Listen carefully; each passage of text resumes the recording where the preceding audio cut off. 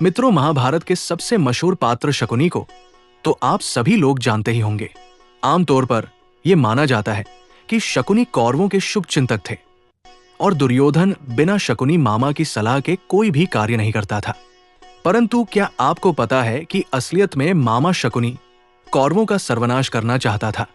जानने के लिए बने रहे मेरे साथ इस वीडियो के अंत तक। मामा शकुनी दुर्योधन की मां गांधारी के छोटे भाई थे। उनका जन्म उस समय 16 महजनपदों में से एक गांधार में हुआ था, जिसे आज के समय में उत्तर अफगानिस्तान कहा जाता है। इतिहास में इसके कुछ अन्य नाम कंधार या कंधार भी सुनने को मिलता है। शकुनी के पिता का नाम राजा सुबाल और माता का नाम सुधर्मा था। बताया जाता है कि गांधार उस समय हस्तिनापुर के मुकाबले छोटा और कमजोर राज्य था और उस समय गांधारी का नाम सबसे सुंदर राजकुमारियों में आता था।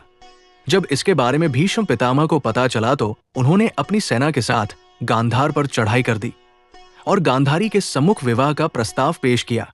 परंतु भीष्म ने यह शर्त रखी कि गांधारी का विवाह धृतराष्ट्र के साथ होगा। गांधारी ने यह प्रस्ताव स्वीकार कर लिया।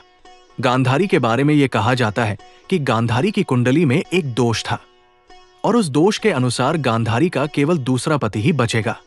गांधारी जिस किसी से भी अपना पहला विवाह करेगी वो मृत्यु को प्राप्त हो जाएगा।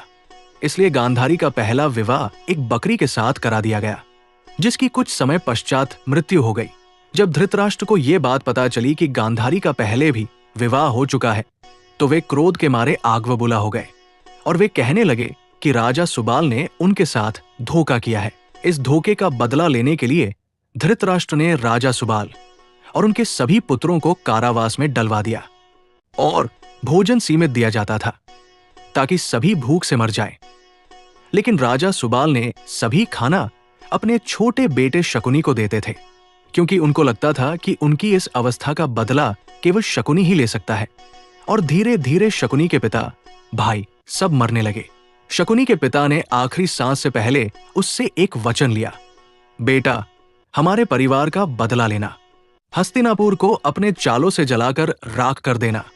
उस दिन के बाद से शकुनी सिर्फ एक मनुष्य नहीं रहा, वो बन गया चाल और प्रतिशोध का प्रतीक। जब वो अकेला बचा तब धृतराष्ट्र ने उनको आजाद कर दिया। आजाद होने के बाद वे हस्तिनापुर में ही रहने लगे। उसने अपने भांजे दुर्योधन को अपने जैसा बना दिया। उसे सिखाया, सीधा रास्ता मूर्खों के लिए होता है, बुद्धिमान वही है जो दूसरों को अपने जाल में फंसा सके। पांडव तुम्हारे सबसे बड़े शत्रु हैं, उनसे युद्ध मत करो, उन्हें उनकी अपनी धर्म और नीति में फंसा दो।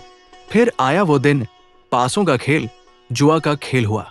शकुनी ने अपने पिताजी की हड्डियों से बने पासे निकाले, जो हमेशा उसकी बात मानते थे।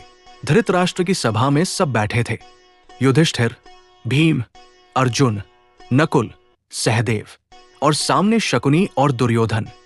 शकुनी ने मुस्कुराकर कहा, राजन युधिष्ठिर, आइए खेले भाग्य और बुद्धि का खेल। युधिष्ठिर ने खेल स्वीकार किया और खेल दर खेल सब कुछ हार गए। राज्य, धन, भाई, स्वयं तक, यहां तक कि द्रौपदी भी दांव पर लग गई। शकुनी ने अपनी चाल पूरी कर दी थी।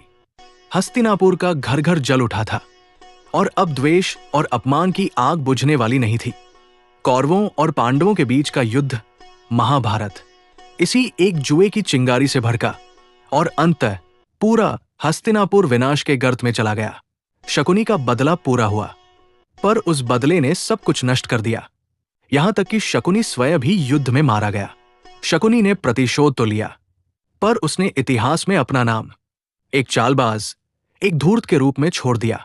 इसलिए कहा गया है, अति बुद्धि विनाशाय, अर्थात जब बुद्धि का उपयोग बुराई के लिए किया जाए तो अंत में विनाश ही होता है। जानकारी अच्छी लगी हो तो कृपया चैनल को सब्सक्राइब कर ले, वीडियो को लाइक और शेयर जरूर करें।